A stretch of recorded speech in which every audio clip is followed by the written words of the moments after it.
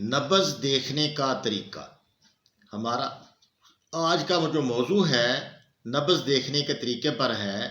یہ بھی ڈیمانڈ بھائیوں نے کی ہے کہ کتنا وقت لگے گا نبض دیکھنے پر۔ اس میں پہلے بھی ویڈیو ہم نے دی تھی نبض دیکھنے کا طریقہ جو پہلے بھی بتایا تھا۔ اب تھوڑا مزید وضاحت کر دیں نبض کی باریکیاں، وہ ویڈیو بھی ہماری دیکھیں تو یہ نئی ویڈیو بھی دیکھ لیں آپ۔ تو اس میں دیکھیں نبض جو ہے نا جی، بائیں ہاتھ کی نبض دیکھنا ضروری ہے کیونکہ یہ دل کے قریب ہے۔ اصل یہ عضلات دیکھنے ہوتے ہیں جو نبض، خود جو نبض ہے، سوال ہے کہ یہ کیا چیز ہے، یہ عضلات ہے۔ یہ عضلات کی کیفیت دیکھنی ہوتی ہے، وہ عضلات ہی نبض ہیں۔ تو اس جگہ سے اس جگہ تک تو نبض ہے ہی نہیں۔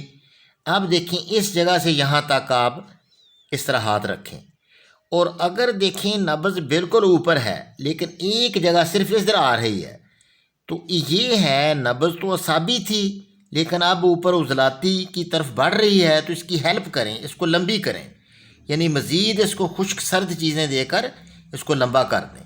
ہے تو نبض آ تو اوپر ہی رہی ہے لیکن بہت معمولی ایک انگلی پر ہے، ادھر ادھر لمبی۔ اکثر تو عضلاتی نبضیں لمبی ہوتی ہیں لیکن یہ ہے تو عضلاتی نبض گنی جائے گی لیکن کمزور عضلاتی، تو اس کو لمبی کر دیں آپ، یعنی خشک سرد اس کو اور خشکی سردی اس میں بڑھائیں، اس کی ہیلپ کریں۔ یہ اوپر آنا چاہتی ہے نبض، آپ اس کو بھی اوپر لائیں، تو خشک سرد چیزیں دے کر، جس طرح آملہ 10 گرام، کرنجوا 10 گرام، پھٹکڑی 20 گرام، کالی ہرڈ 40 گرام گھی میں تلی ہوئی، اور جو ہے وہ 20 گرام جو پھٹکڑی ہے وہ اپنا اس کو کھل کیا ہوا ہو، اس طرح یہ 2 ملین بنا کر آدھا آدھا چمچ دینے، آدھا چمچ دے کر یہ یعنی اپنا اس کو آپ اس کو اوپر لائیں۔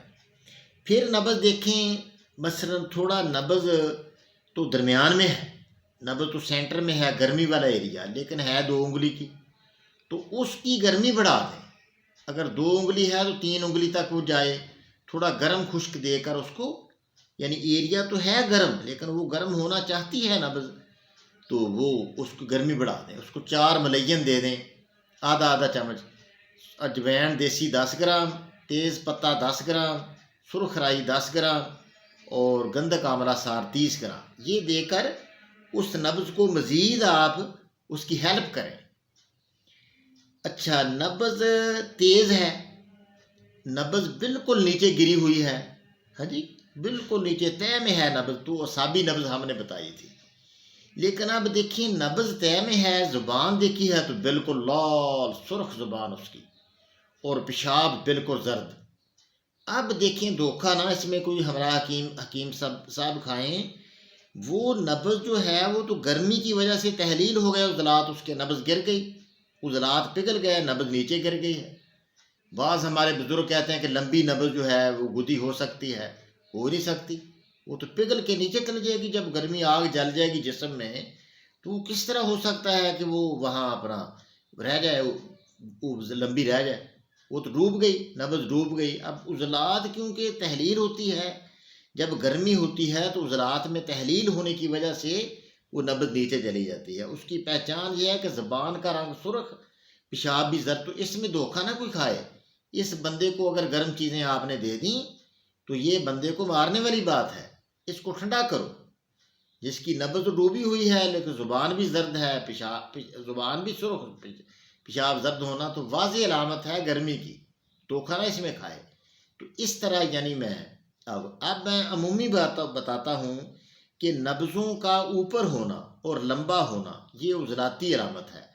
نبض سینٹر میں ہو، تھوڑی دب کے آئے، 3 انگلی تک ہو، تو یہ گرمی کی نبض ہے۔